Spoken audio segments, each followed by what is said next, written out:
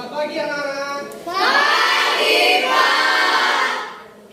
Bagaimana kabarnya hari ini? Sehat, Pak. Ardianto Layan. Hadir, Pak.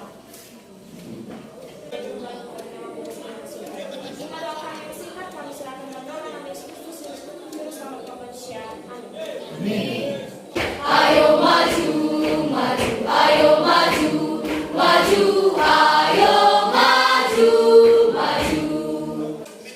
Apa materi kita sebelumnya? Siapa yang tahu? Saya. Baik, anak kami Silena. Silakan.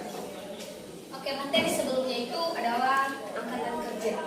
Nah, di sini pengertian angkatan kerja adalah penduduk yang sudah memasuki usia kerja, baik yang sudah bekerja, belum bekerja, atau sedang mencari. Terima kasih. Itu waktu. Baik, sangat luar biasa. Materi kita pada hari ini ya adalah lanjutan daripada masalah ketenaga kerjaan dan manfaat. Yang manfaat dalam kehidupan sehari-hari untuk mempelajari kualitas tenaga kerja ini, ya manfaatnya adalah salah satu memiliki tenaga kerja yang ahli. Ya. Kedua, meningkatkan efisiensi kerja. Tujuan pembelajarannya adalah menganalisis permasalahan tenaga kerja di Indonesia, mengklarifikasi jenis-jenis pengangguran, Oleh penyerapan angkatan kerja di dunia usaha. Apalagi peningkatan kualitas pendidikan masih menjadi pekerjaan rumah di sektor tenaga kerja. Sebanyak 58,26% tenaga kerja Indonesia berlatar pendidikan SMP ke bawah. Kelompok ini sulit masuk ke industri padat modal.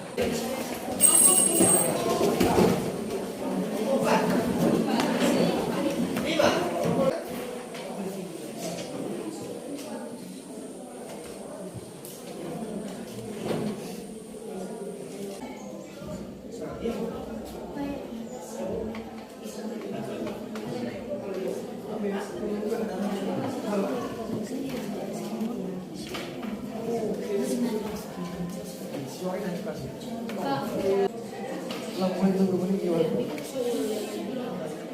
Diskusi. Kami dari kelompok 1 untuk menyajikan hasil diskusi kami. Dan sebelumnya terimalah salam kami dalam bahasa daerah kita, Yahoo. Baik, langsung saja. Soal yang pertama, coba bandingkan upaya yang dilakukan oleh pemerintah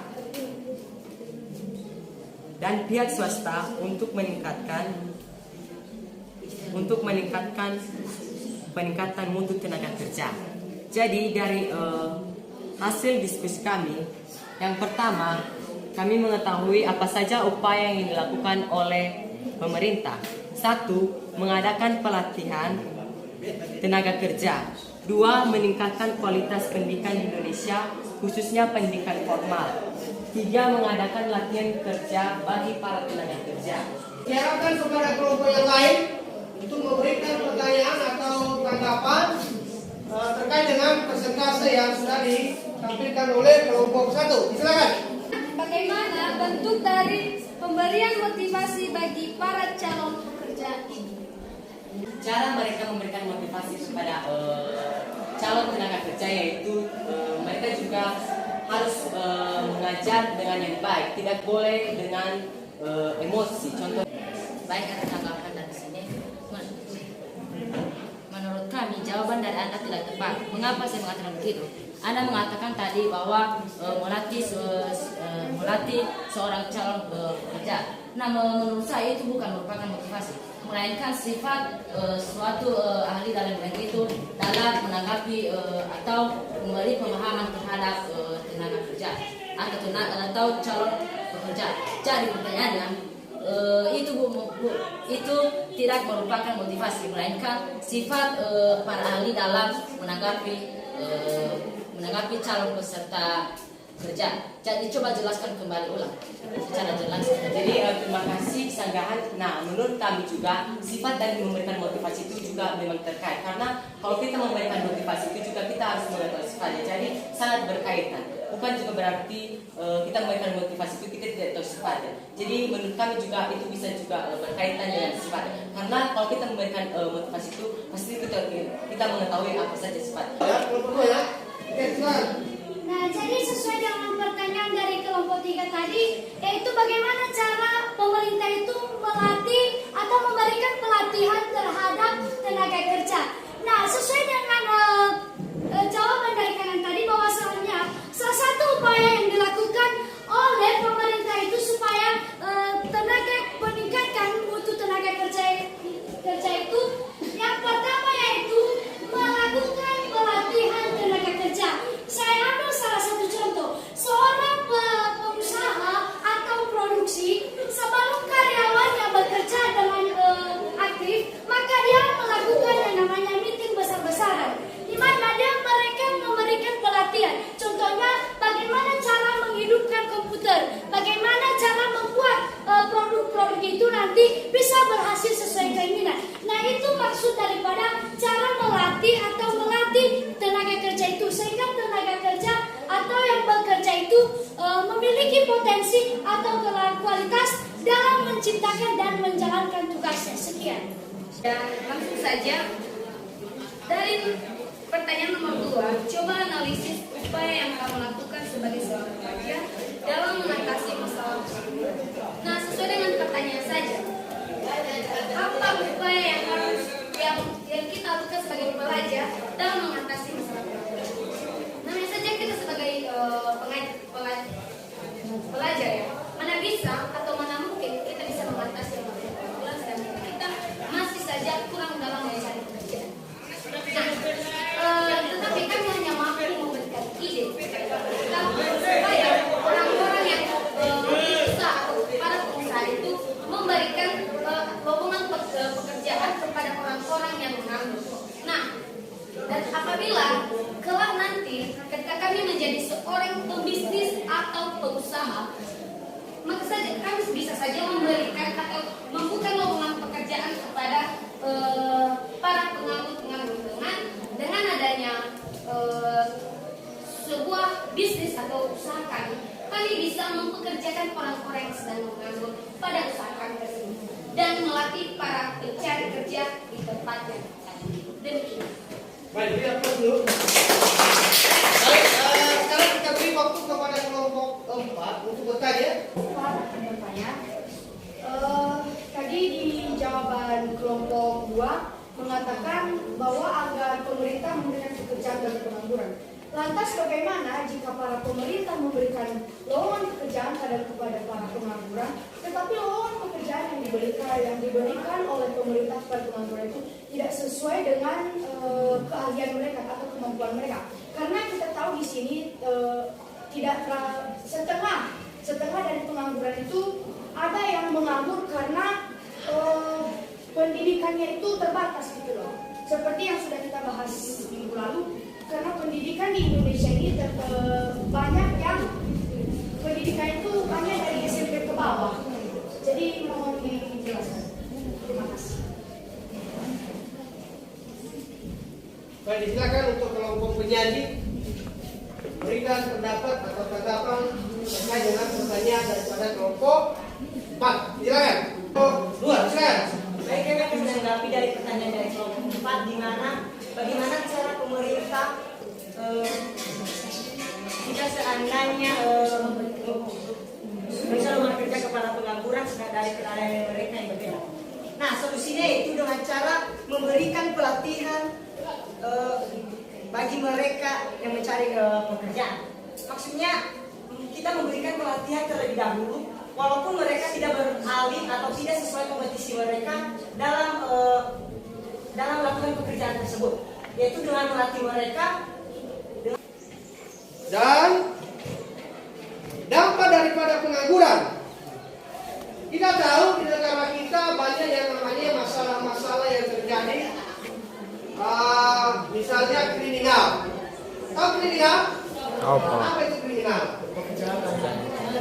Adalah kejahatan. Kenapa bisa terjadi kejahatan di negara kita? Kenapa? Ya, salah satu faktornya adalah karena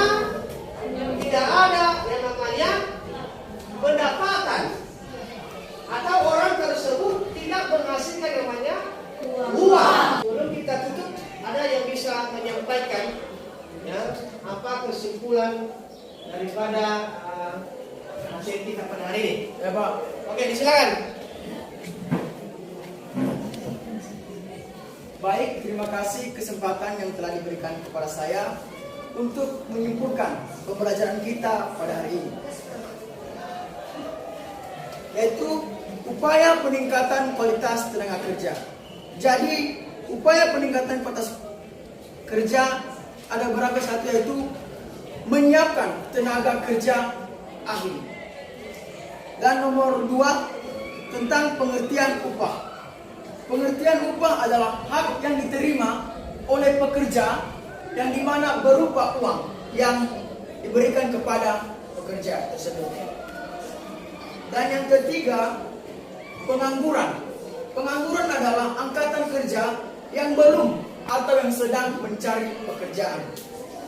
Jadi kebijakan pemerintah agar pengangguran bisa diatasi, satu yaitu penggunaan teknologi yang tepat dan mengurangi migrasi ke desa dan ke kota. Demikian. Baik, berikan prosedur. Karena apa yang sudah disampaikan oleh teman kamu ya sudah sangat bagus sekali, dan mudah-mudahan anak kami juga yang lain yang bisa memahami apa yang sudah kita pelajari pada hari ini. Baik, ada bisa yang memberikan refleksi kepada kita pada hari ini? Baik, silakan kepada anak kami Ventin. Baik, terima kasih kesempatan yang telah diberikan kepada saya untuk menyampaikan refleksi pembelajaran materi pembelajaran kita. Pertama sekali hari ini pembelajaran kita sangat menyenangkan, di mana kita bisa berdiskusi bersama mengenai upaya-upaya pemerintah dan pihak swasta untuk meningkatkan mutu tenaga kerja, serta dapat menganalisis apa saja yang dapat kita lakukan sebagai seorang pelajar dalam mengatasi masalah pengangguran. Jadi untuk kedepannya saya harapkan kita dapat terus berkembang dan terus dapat seperti ini. Sekian. Baik, terima kasih. Semoga anak-anak kami ke depan bisa lebih semangat lagi dalam belajar. Dan satu hal yang Bapak pesankan, ya, di rumah kita baca bukunya, ya, agar anak-anak kami semakin pintar. Ya. Karena di dalam kehidupan ini, yang orang-orang yang pintar itu yang akan digunakan atau yang berguna di nusa dan bangsa negara ini. Jadi orang-orang yang malas, orang-orang yang bodoh itu akan bukan dicampakkan, ya, tapi akan mereka tidak akan dibersihkan. Terima kasih Bapak atas penyertaan pada hari ini. Bapak kami telah berdoa dan bersyukur. Haleluya. Amin. Amin. Baik, terima kasih atas doanya. Semoga anak kami bisa sampai di rumah dengan selamat. Dan saya sapa kita kembali. Selamat siang. Yaum.